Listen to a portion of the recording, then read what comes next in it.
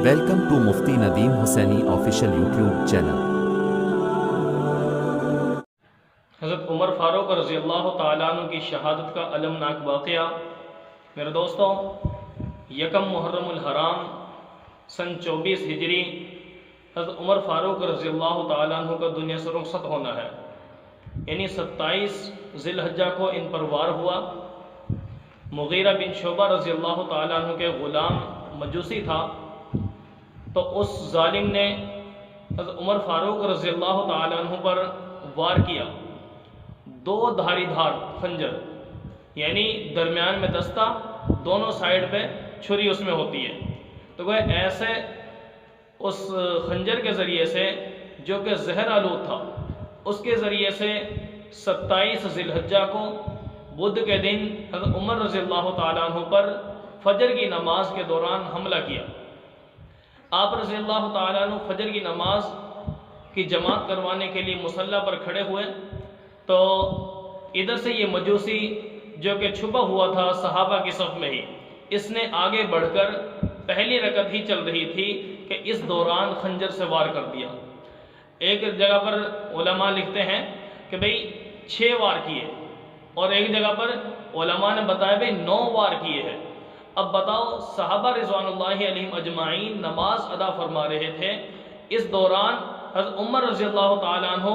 جب اپنے آپ پر قابو نہ پا سکے، یہ وار ہوئے، تو آپ رضی اللہ تعالیٰ عنہ نے غالباً عبد الرحمن بن عوف رضی اللہ تعالیٰ عنہ کو پیچھے والی صف میں سے آگے کھڑا کر دیا۔ اب صحابہ بھی حیران کہ تکبیر کہی ہے، یہ نماز کی ابتدا کی ہے عمر رضی اللہ عنہ نے، اور یہ قرات عبد الرحمن کر رہے۔ عجیب ایک کشمکش تھی صحابہ کے اندر، جو کہ پچھلی صفوں میں تھے، لیکن حضرت عمر رضی اللہ تعالیٰ عنہ کے اس عمل سے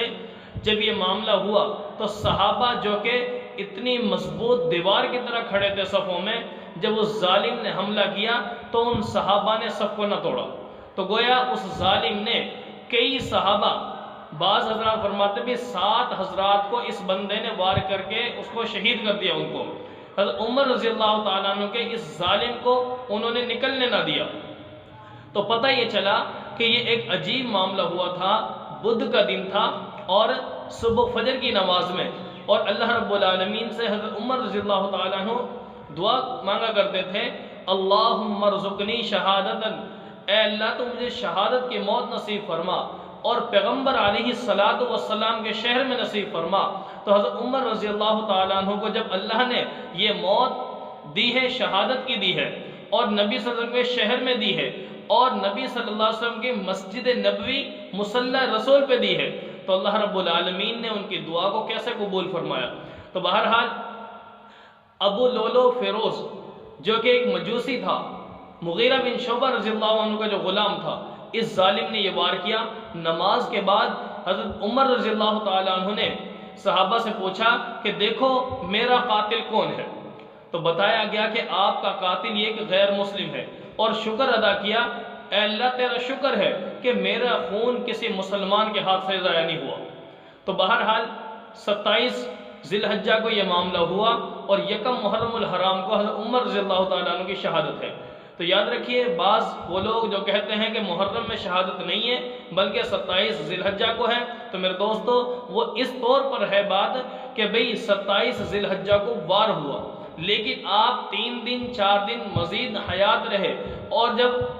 آپ کے اوپر یہ وار ہوا تھا، اس وار کے اس میں زخمی رہے، اس حالت میں ایام گزارتے رہے، اور یکم محرم الحرام کو ہفتے کے دن آپ رضی اللہ تعالیٰ عنہ کی شہادت ہو گئی، اور اسی دن تدفین ہوئی۔ بہرحال جب شہادت کے بعد آپ رضی اللہ تعالیٰ عنہ نے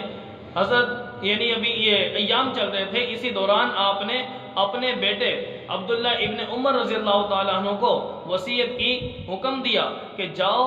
اماں عائشہ رضی اللہ تعالیٰ عنہ سے جا کر اجازت طلب کرو کہ میرے ابو جان نبی صلی اللہ علیہ وسلم کے روضہ میں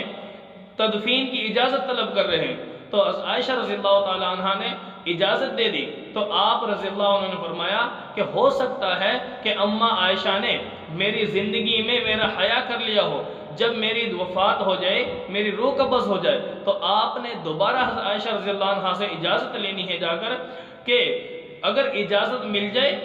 تدفین کی تو مجھے دفن کر دیا جائے، ورنہ مجھے دوسرے مسلمانوں کے قبرستان میں دفن کر دیا جائے۔ تو حضرت عائشہ رضی اللہ تعالیٰ عنہ نے اجازت مرحمت فرمائی، اور آپ رضی اللہ تعالیٰ عنہ کو حضرت عائشہ رضی اللہ تعالیٰ عنہ کے حجرہ مبارک میں، جو کہ نبی صلی اللہ علیہ وسلم کا روضہ ہے، اس میں ایک نبی صلی اللہ علیہ وسلم کی قبر مبارک، حضرت ابو بکر صدیق رضی اللہ عنہ کی قبر مبارک ہے، تو آپ نے تیسری قبر کی جگہ گویا اپنے لیے رکھی تھی، لیکن نبی صلی اللہ علیہ وسلم کے اس عاشق صادق نے جو اجازت طلب فرمائی ہے تو اماں عائشہ نے اس کی اجازت دے دی، اور آپ رضی اللہ تعالیٰ عنہ کی قبر وہاں پر بن گئی۔ اللہ رب العالمین ان کی شہادت کو